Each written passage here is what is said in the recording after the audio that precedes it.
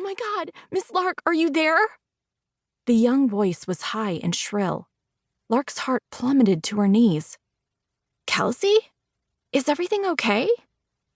The girl was one of Lark's art students who lived in the community near the Vermont artist colony where Lark resided half the year.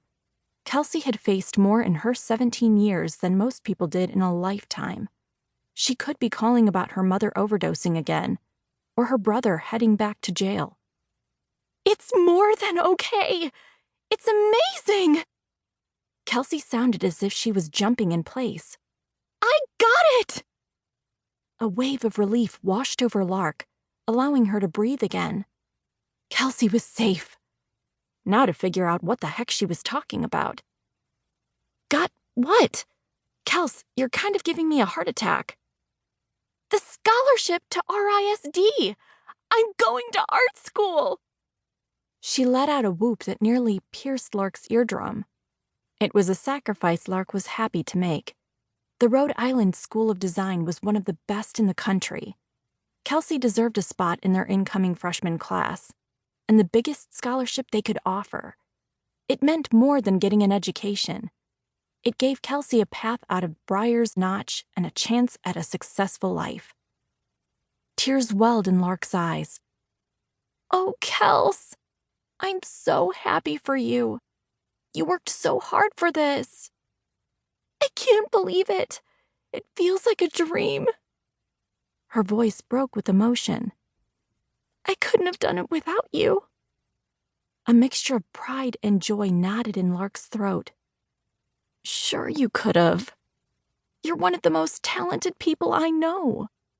"Stop. We both know how much you taught me." It was true. Lark had spent hours coaching Kelsey, but she'd never dare claim credit for the young woman's brilliance. Lark had given her a nudge, but Kelsey had learned to fly.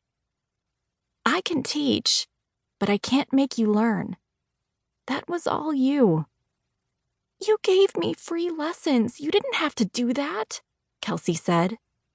Lark had wanted Kelsey to flourish, so she didn't have much choice. It wasn't as if art lessons were a high priority for Kelsey's mom, deadbeat dad, or serial criminal brother. No, but you earned them. You didn't rest on your raw talent. You put in the effort and showed up every week with new work. You're the kind of student teachers pray for. Lark imagined Kelsey's apple-round cheeks flushing pink. The young woman hated compliments, no doubt the result of growing up in a dysfunctional, abusive home. "I'll never forget what you did for me, Miss Lark. If it weren't for you, I'd be stuck here forever." That was why Lark had expended so much energy teaching Kelsey, developing her portfolio, and guiding her decision on where to apply for college. Kelsey had too much promise to ignore. "Just give me one of your paintings when you're famous, and we'll call it even." Kelsey laughed. "That's it? I'll give you one now." "I'll take it," Lark chuckled. "Oh, I know what I'll make. And don't worry, it'll be small enough to fit in Minnie." "Sounds perfect," Lark said.